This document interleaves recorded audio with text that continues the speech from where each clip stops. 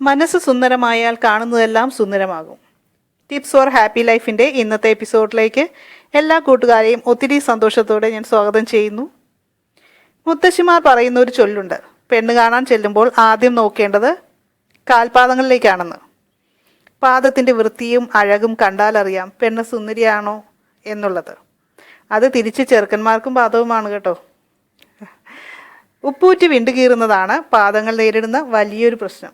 ശരീരത്തിൻ്റെ ഭാരം മുഴുവൻ താങ്ങുന്നത് പാദങ്ങളാണ്.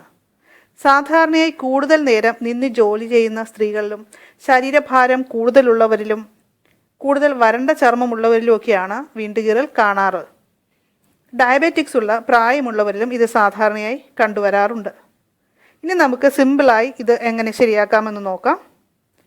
വീട്ടിൽ തന്നെ കിട്ടുന്ന ലളിതമായ സാധനങ്ങൾ ഉപയോഗിച്ച് നമുക്ക് ഈ വിണ്ടുകീറൽ പൂർണ്ണമായിട്ട് മാറ്റാവുന്നതേ ഉള്ളൂ. ഇത് രാത്രി കിടക്കുന്നതിന് മുമ്പായിട്ടാണ് ചെയ്യേണ്ടത്. ഒരു ബക്കറ്റ് വെള്ളത്തിൽ അല്പം ഉപ്പ് ചേർത്ത് അതിൽ പാദങ്ങൾ 10 മിനിറ്റ് മുക്കി വയ്ക്കുക. കട്ടി കൂടിയ ചർമ്മം അല്പം സോഫ്റ്റ് ആകാനാണ് നമ്മളിങ്ങനെ ചെയ്യുന്നത്. അതിനുശേഷം പ്യൂമിക് സ്റ്റോൺ ഉപയോഗിച്ച് കാലിൻ്റെ അടിയിലെ ഹാർഡായിട്ടുള്ള ഭാഗം നന്നായിട്ട് ഉരച്ച് കഴുകുക. നാട്ടിൻപുറങ്ങളിൽ കുളിക്കുളത്തിൻ്റെയൊക്കെ അടുത്ത് കരിങ്കല്ലുകളുണ്ടാകും. തുണി കഴുകാനും അതുപോലെ കാലൊരിച്ച് കഴുകാനും ഒക്കെ ആയിട്ട്. ഇപ്പോൾ അതൊന്നും നമുക്ക് ലഭ്യമല്ല. അപ്പോൾ പ്യൂമിക് സ്റ്റോൺ തന്നെ നമുക്ക് വാങ്ങാവുന്നതാണ്. ലേഡീസ് സ്റ്റോറുകളിൽ നിന്നൊക്കെ വാങ്ങാൻ കിട്ടും.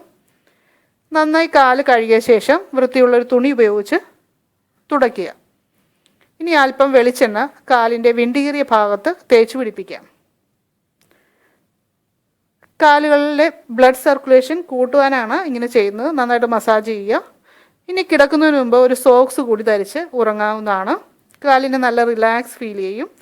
രാവിലെ നമുക്ക് സാധാരണ വെള്ളം ഉപയോഗിച്ച് പാദങ്ങൾ കഴുകാവുന്നതാണ്. ഒരാഴ്ച ഇത് നമ്മൾ ചെയ്യുകയാണെങ്കിൽ പൂർണ്ണമായും വിണ്ടുകീറൽ മാറുന്നതായി കാണാം.